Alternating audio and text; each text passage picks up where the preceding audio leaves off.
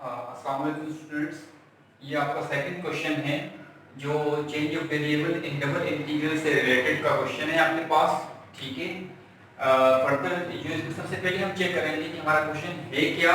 Further जो हम regions create करते हैं वो किस तरह से क्रिएट करते हैं, हम उन्हें कैसे बनाते हैं, हम वो बनाकर दिखाएंगे आपको पहले। ठीक है, फर्दर जो है हम अपना क्वेश्चन कंप्लीट सोल्व करेंगे और उसका रिजल्ट फाइंड आउट करेंगे। ठीक है, तो पहले हम देखते हैं कि हमारा जो है क्वेश्चन बेसिकली है क्या। ठीक है, क्वेश्चन है, क्वेश्चन नंबर 2 हमारे पास है, कह रहा है absolute double integral R. R जो है वो आपके पास रीजन है जो एक्स वाई प्लेन पर क्रिएट हो रहा होता है। ठीक है, और फंक्शन आपके पास है x minus Y upon X plus Y D ए।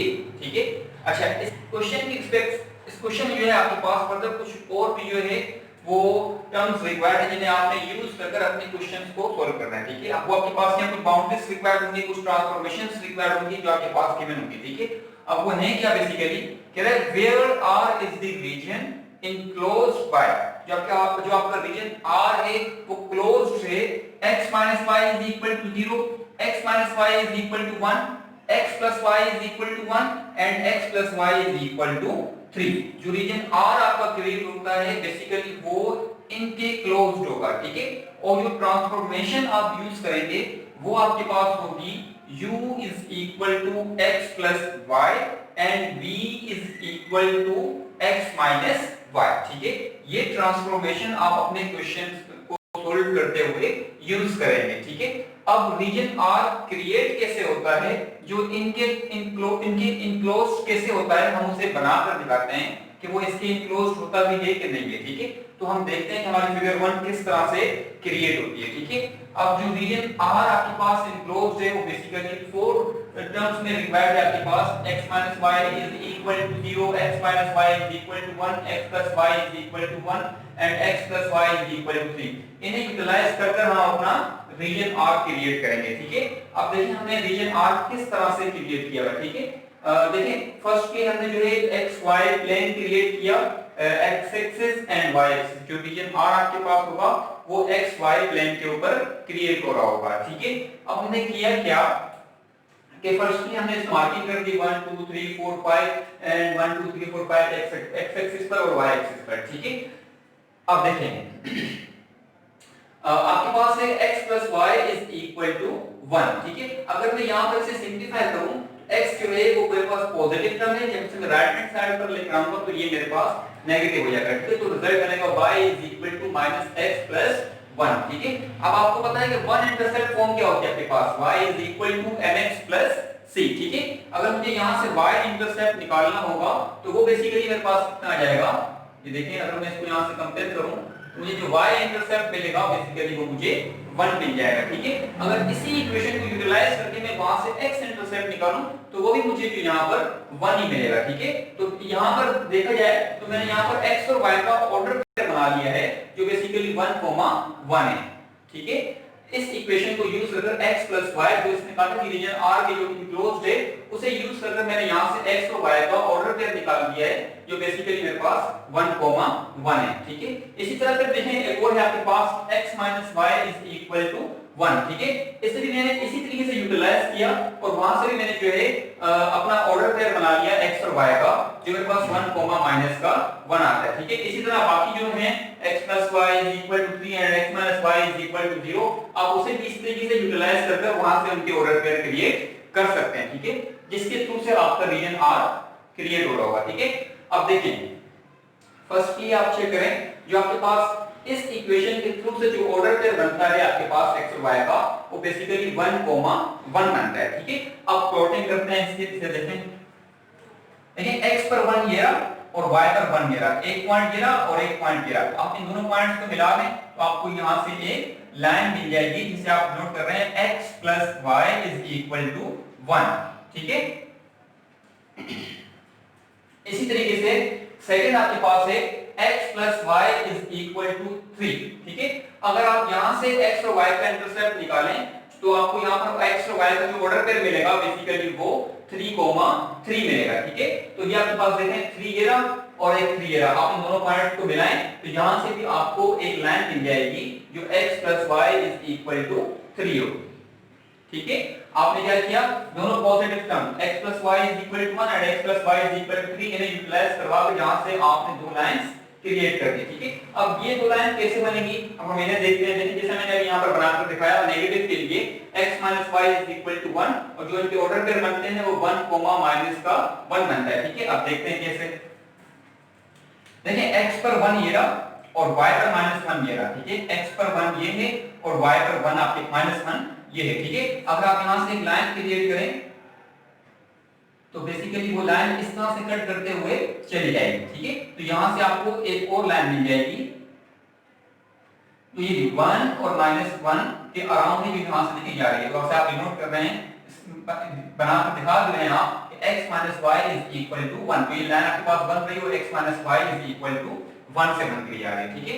अब इसी तरह से आप जो है x - y is equal to 0 को क्रिएट करें, ठीक है। तो यहां से आपको x और y का जो इंटरसेप्ट मिलेगा बेसिकली वो 0 0 मिल रहा होगा, ठीक है। मींस दैट अगर हम उसको ऑर्डर पर क्रिएट करें तो हमें बेसिकली 0 0 मिलेगा जो आपके पास ओरिजिन पर लाइन कर रहा होगा, ठीक है। तो वो पॉइंट ये होगा आपके पास। अगर यहां से आप एक लाइन ड्रॉ करें तो ये देखिए एक लाइन यहां से कट करके जा रही है जो आपके पास ये होगी, जिसे आप कह रहे हैं x - y is equal to 0 से आप इस चीज से आप डिनोट कर रहे हैं, ठीक है। अच्छा जी, अब देखिए रीजन R कैसे बना। देखिए ये पॉइंट देखें, तमाम points, this point, this point, this point and this point, अगर आप इन्हें मिला दें तो यहां से एक रीजन क्रिएट होता है जो आपके पास रीजन R होता है, जो x और y प्लेन के ऊपर क्रिएट हो रहा होता है, ठीक है। जो आपने क्वेश्चन की रिक्वायरमेंट के तहत उसे आपने बनाकर यहां पर उसे दिखा दिया कि वो रीजन जो आपके पास एनक्लोज्ड है इन टर्म्स के, वो आपने यहां पर क्रिएट कर दिखा दिया, ठीक है। अच्छा, उसके बाद करना ये है। अच्छा, फर्दर हम देखते हैं कि इन टर्म्स के जरिए से इस ट्रांसफॉर्मेशन को यूज करके हम यहां से u और v के पॉइंट्स कैसे निकालेंगे, ठीक है। तो देखिए मैंने यहां पर सॉल्यूशंस का स्टार्ट किया है। x + y = 1, x + y = 3, x - y = 0 and x - y = 1। अब जो ट्रांसफॉर्मेशन आप यूज करेंगे, u जो है वो इक्वल है x + y और v जो इक्वल है वो x - y के इक्वल है, ठीक है। तो u यहां से आपको मिल जाता है 1, u is equal to 3, v is equal to 0 and v is equal to 1, ठीक है। इन्हें यूज कर आप अपना रीजन S क्रिएट करेंगे जो u और v प्लेन के ऊपर क्रिएट हो रहा होता है, ठीक है। u आपके पास जो 1 और 3 है और v जो आपके पास है वो 0 और 1 है। देखिए जी मैंने यहां पर रीजन बनाकर दिखा भी दिया आपको। अगेन मैंने u v प्लेन लिया 1 2 3 1 2 3। अगर मैं यहां पर पॉइंट्स लूं तो u देखें वो 1 है, तो मैंने यहां से एक परपेंडिकुलर ड्रॉ किया, u जो वो 3 है, तो देखिए मैंने यहां पर एक परपेंडिकुलर ड्रॉ किया जिसे मैंने कहा u is equal to 3। इसी तरह v is equal to 0, तो देखें v 0 ये आपके पास, तो लाइन जो ड्रॉ हो रही होगी बेसिकली वो यहां इसी पॉइंट पर ड्रॉ हो रही होगी, ठीक है। अच्छा, इसी यहां इसी रीजन के ऊपर। इसी तरीके से v is equal to 1, तो लाइन जो यहां कहीं ड्रॉ हो रही है, ठीक है। अगर हम इन पॉइंट्स को मिला दें तो आपके पास बेसिकली ये रीजन बन जाएगा जिसे आप कह रहे हैं रीजन S, ठीक है, जो u और v प्लेन के ऊपर प्लॉट हो रहा होगा, ठीक है। तो ये तो फिगर सी जो क्वेश्चन की रिस्पेक्ट से हमने ये बनाकर दिखा दिया। और फर्दर हम देखते हैं कि हमारा क्वेश्चन सॉल्व कैसे होता है, ठीक है। अच्छा जी, अब देखिए इसके बाद मैंने क्या किया, जो मेरे पास ट्रांसफॉर्मेशन है u is equal to x plus y और v is equal to x minus y। अब इन्हें मैंने फर्स्ट को मैंने कहा इक्वेशन 1 एंड सेकंड को कहा मैंने इक्वेशन नंबर 2।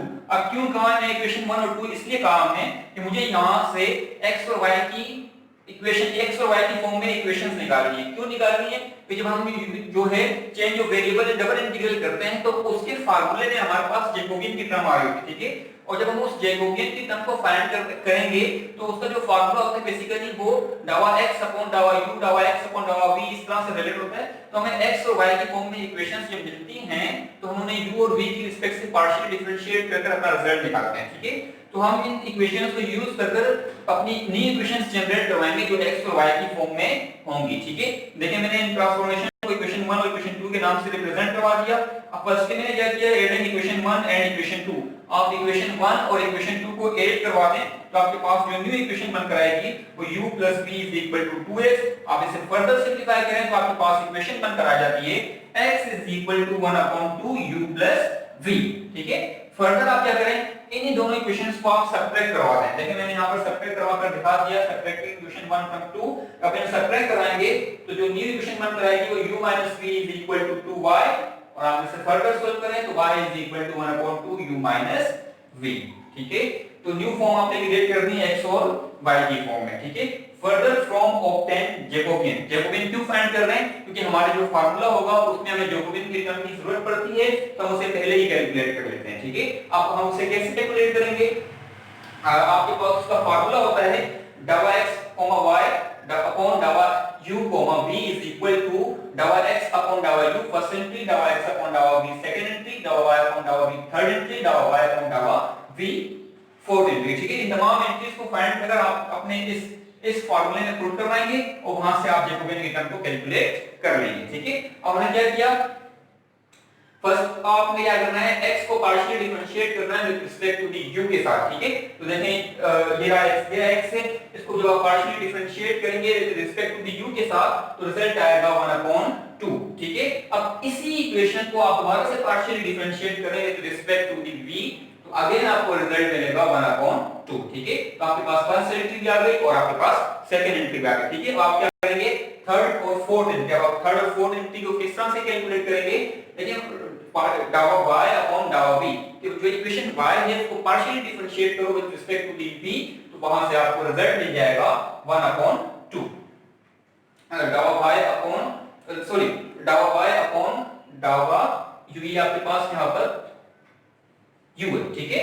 या उसे पार्शियली डिफरेंशिएट करेंगे with respect to the u, तो आपको रिजल्ट मिलेगा 1/2, फिर आप उसे पार्शियली डिफरेंशिएट करेंगे with respect to the v, तो आपको रिजल्ट मिलेगा -1/2, ठीक है।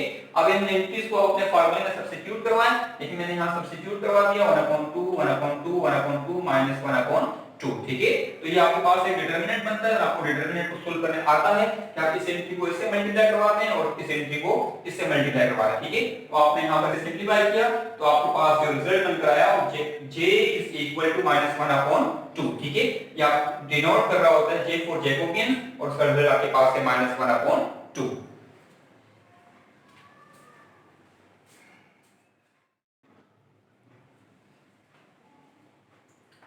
अच्छा जी, इसके बाद हम क्या करेंगे, जो है इन तमाम टर्म्स को अपने जो फार्मूला है उसमें सब्स्टिट्यूट करेंगे और फर्दर उसका हम रिजल्ट कैलकुलेट कर लेंगे, ठीक है।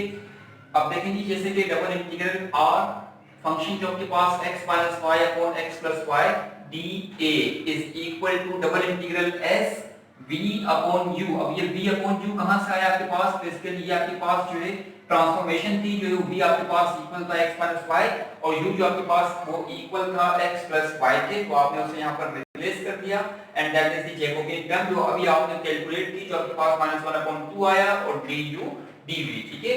अब जो है फर्दर जो है हमें यहां पर डबल इंटीग्रल s की जो है वो u और v की रिस्पेक्ट से जो है वो हमें लिमिट चाहिए, ठीक है, बाउंड्रीज चाहिए, तो हमने जो है वहां से निकाल ली। जो u है आपके पास वो 1 से 3 तक अप्रोच कर रहा है और जो v है वो आपके पास 0 to 1 तक अप्रोच कर रहा है, ठीक है। ये भी हमने बिल्कुल क्लियरली जो है हमने u v प्लेन पर अभी एक रियल s क्रिएट कर हमने वहां पर इन चीजों को चेक भी किया था कि ये इस तरह से क्रिएट हो रहा होता है, ठीक है। अब हम उन्हें अपने फार्मूले में सब्स्टिट्यूट करते हैं। अब देखिए ये लिमिट जो है v is equal to 0 to 1 और u is equal to 1 to 3, ठीक है। v अपॉन u, अब जो जैकोबियन की टर्म है वो आपके पास -1/2 है, आपने उसे यहां सब्स्टिट्यूट किया du dv, ठीक है। जो जैकोबियन की टर्म है वो एक नॉन जीरो टर्म होगी, ठीक है, और वो पॉजिटिव टर्म होगी। ये आपको याद होगा जो जैकोबियन की टर्म होगी वो हमेशा नॉन जीरो टर्म होगी और पॉजिटिव टर्म होगी, ठीक है। तो यहाँ पर जो आपके पास इसका रिजल्ट होगा ये बेसिकली कांस्टेंट टर्म है और जो इसका रिजल्ट आपके पास यहाँ से बनकर आएगा वो पॉजिटिव रहेगा और हम उसे यहाँ से बाहर निकाल लेते हैं, जो आपके पास ये रहा 1/2 this integration and this integration with respect to the u and v upon u du dv, ठीक है। तो फर्दर आप इसे इंटीग्रेट करते हैं, सिंपल इंटीग्रेट करें with respect to the u and with respect to the v, ठीक है।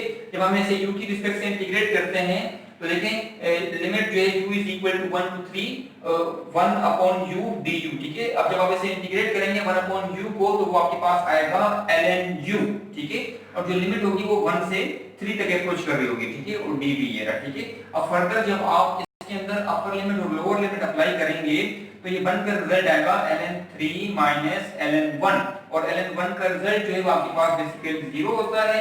तो इसे कैलकुलेट करेंगे तो जो ln1 आपके पास आएगा वो 0 आएगा, ठीक है।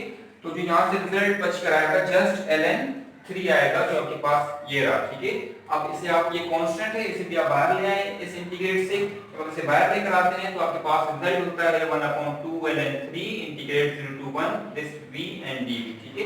तो सिंपल इंटीग्रेट करना है आपने इसे with respect to the v। तो अब इसे v की रिस्पेक्ट से इंटीग्रेट करेंगे, इंटीग्रेट 0 to 1 v dv से आप सिंपल इंटीग्रेट जब करेंगे आपके पास रिजल्ट बनकर आएगा v का स्क्वायर अपॉन 2 0 to 1, ठीक है। अब इसमें अगेन आप अपर लिमिट और लोअर लिमिट अप्लाई करें, जब आप इसमें लिमिट्स को अप्लाई करवाएंगे तो ये आपके पास रिजल्ट बनकर आएगा 1/2 माइनस 0, ठीक है। और सिंप्लीफिकेशन करने के बाद आपके पास कंप्लीट रिजल्ट जो क्रिएट होगा वो 1/4 ln 3, that is your answer.